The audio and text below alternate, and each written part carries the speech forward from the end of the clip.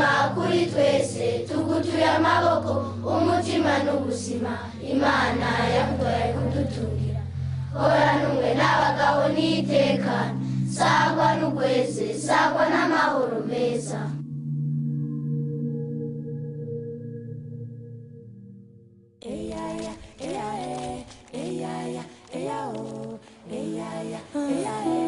Ces enfants n'ont pas de mère, pas de père, pas de famille qui s'occupe d'eux. SOS Village d'enfants se bat pour eux depuis plus de 60 ans. Aujourd'hui, il existe 531 villages d'enfants SOS dans 132 pays à travers le monde. Ils ont quitté le salon de misère pour être des personnes qui grandissent normalement comme les autres. S'ils étaient restés là-bas, peut-être que la plupart d'entre eux seraient déjà morts. Au Burundi, des centaines de milliers d'enfants sont toujours orphelins. La plupart d'entre eux sont dans la rue. La plupart d'entre eux mangent peut-être une fois par jour, une fois les 2 jours. S'ils tombent malades, ils n'ont pas les moyens d'aller se faire soigner.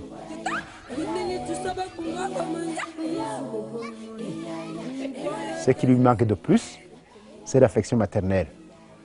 On lui donne une mère SOS de substitution. On le loge, on l'habille, on le soigne, on l'éduque, on le forme, on le protège, on le sécurise.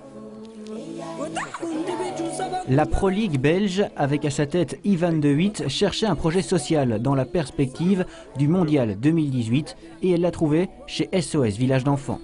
Seigneur, je suis ton enfant, je t'aime, je te respecte, tout aussi ouais. Il est grand temps que le foot belge aussi prend cette dimension sociale plus en général. Il faut le voir, il faut le vivre. On peut essayer de sensibiliser, on peut essayer de montrer les images qu'on a prises, on va le faire. On peut essayer de faire beaucoup de choses, mais si on ne l'a pas vécu, si on ne l'a pas vu, on n'a que 50% de la réalité. C'est beau, hein? Dans les 5 ans à venir, la Pro League va investir 90 000 € par an dans 8 projets en Afrique. Le gouvernement belge y ajoute un montant de la même valeur.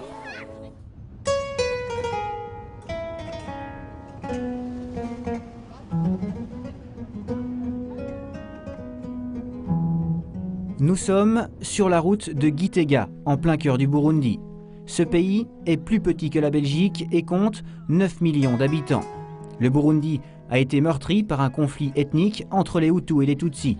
Plus de 250 000 personnes ont perdu la vie. La guerre civile est officiellement terminée depuis 2006, mais la reconstruction est très lente. La plupart des gens vivent encore ici à l'heure actuelle avec moins de 2 $ par jour. La visite m'a touché profondément à l'intérieur. Je n'avais pas attendu de voir ce que j'ai vu.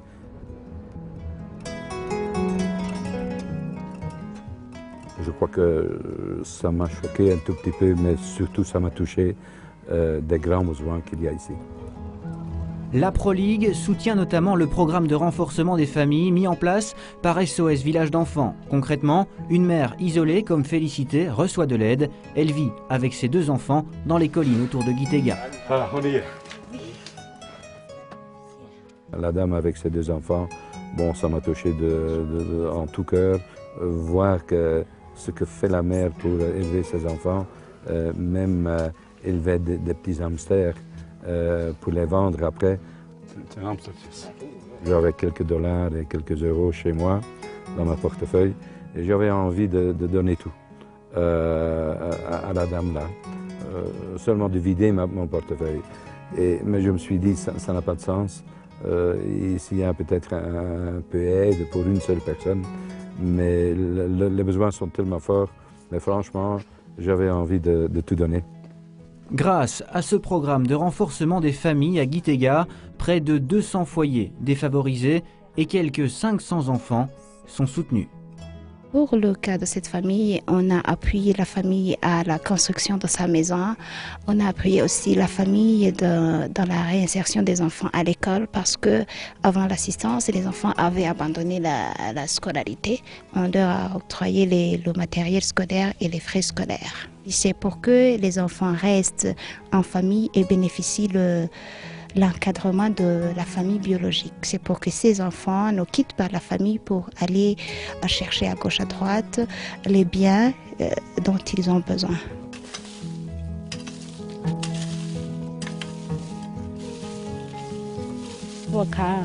ndabona yuko ntakirara ubusa ndabona ko abana bashobora kugenda ku ishuri bagataha nkabafungurira jewe kazoza kanje je nk'ubu ico mpa ahantu ndima je ndabona ko kazoza kanje koba katembereye gose neza.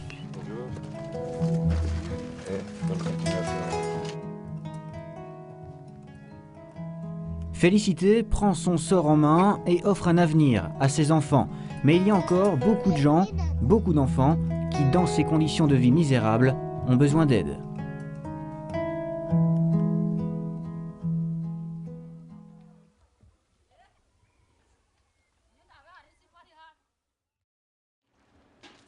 SOS Village d'enfants apporte aussi un soutien médical. Au Burundi, il y a actuellement 3 centres médicaux. Un 4e est bientôt prêt. Et ce centre de Gitega a été construit avec le soutien belge. Les personnes de toute la région peuvent trouver ici des soins médicaux. Jusqu'à l'âge de 6 ans, les enfants ont un accès gratuit à ces soins. Et dans ce centre médical, on met notamment l'accent sur la prévention. Il y a par exemple des sessions d'information sur le sida et la contraception.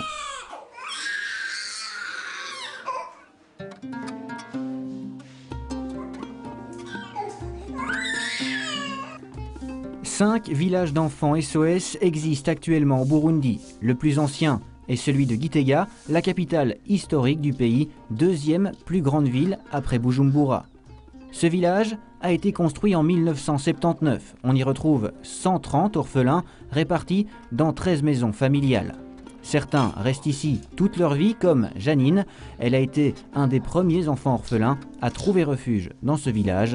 Maintenant, elle s'occupe de l'accueil des invités. Hama aranshira ahantu ku ruzi oya papa wanje ntawe nzi hama banshira ahantu ku ruzi barantora hama nja muri SOS ubuzima rero bw'abavyeyi banje nta kintu kirekire ndabizi banza basigurira bababwire rero SOS ko ndayishima kubera yampaye akazi oya yarandeze mu kibanza c'abavyeyi banje hanyuma iramfasha gushika ubu irampa akazi. Tous les matins à 7h30, les enfants prennent le chemin de l'école. Il n'y a pas de distinction.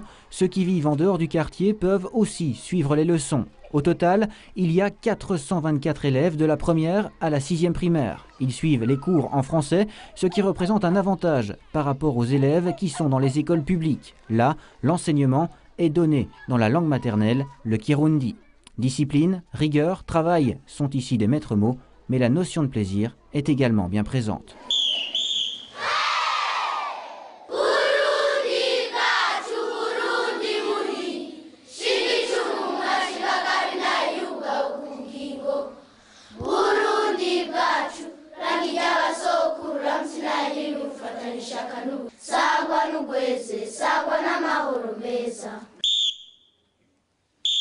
Je t'écoute depuis mon enfance.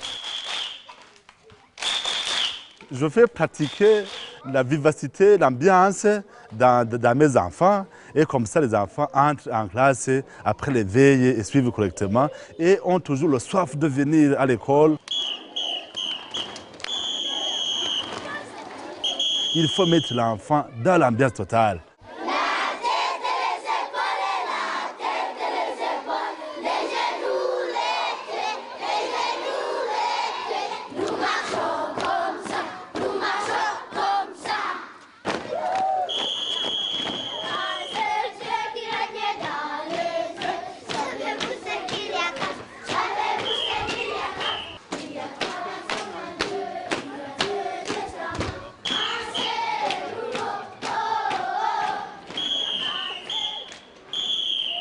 Ce que j'ai vu aussi ce matin, au début de l'école, c'était une gaieté, une joie qu'on voit déjà rarement chez nous.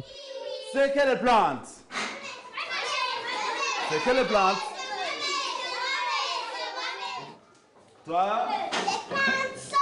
C'est la plante sauvage.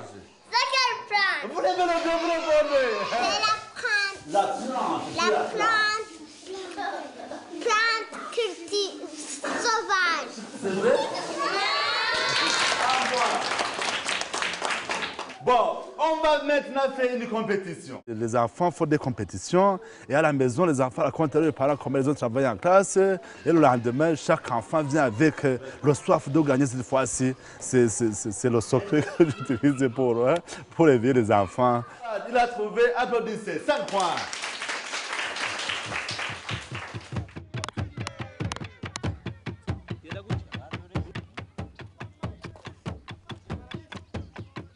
Pour une fois, les cours se terminent un peu plus tôt que prévu, car aujourd'hui, ce n'est pas un jour comme les autres, on prépare le terrain de football.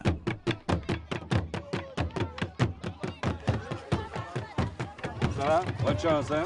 L'équipe jaune affronte l'équipe bleue. Grâce à la Pro League, ces footballeurs en herbe disputent pour la première fois un match de football équipé de la tête aux pieds.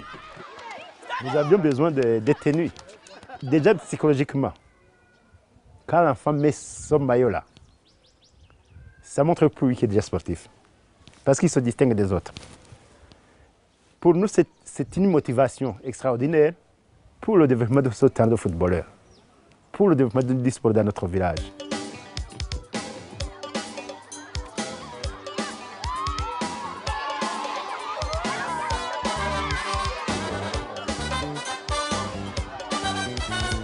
Le sport, c'est un moyen d'épanouissement extraordinaire pour surtout les enfants vulnérables, les enfants qui ont eu à souffrir. Parce qu'on se mesure, on mesure ses talents, on mesure ses capacités, on se frotte contre son ami, on lui montre ce qu'on vaut. Et puis c'est aussi pour un développement physique et mental.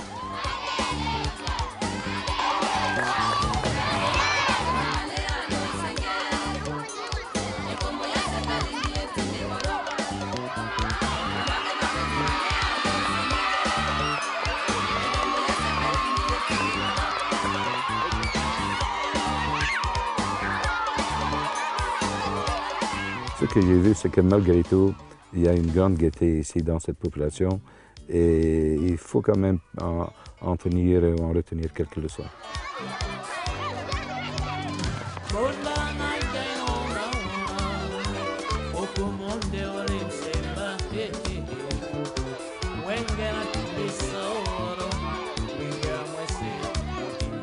Je suis venu avec l'idée qu'il y aurait une progression beaucoup plus grande.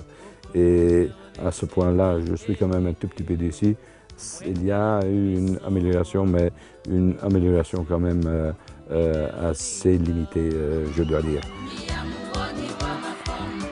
Village Enfant, c'était une organisation de grande taille, de grande nature et de grand professionnalisme.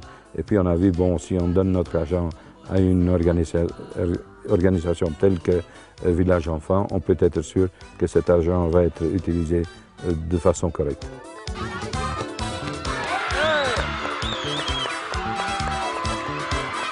Je dois dire que ça m'a motivé, ça m'a sensibilisé en tant que personne et maintenant je vais essayer de transmettre ce sentiment envers les clubs parce que franchement, les besoins qu'on a vus ici, c'est grave.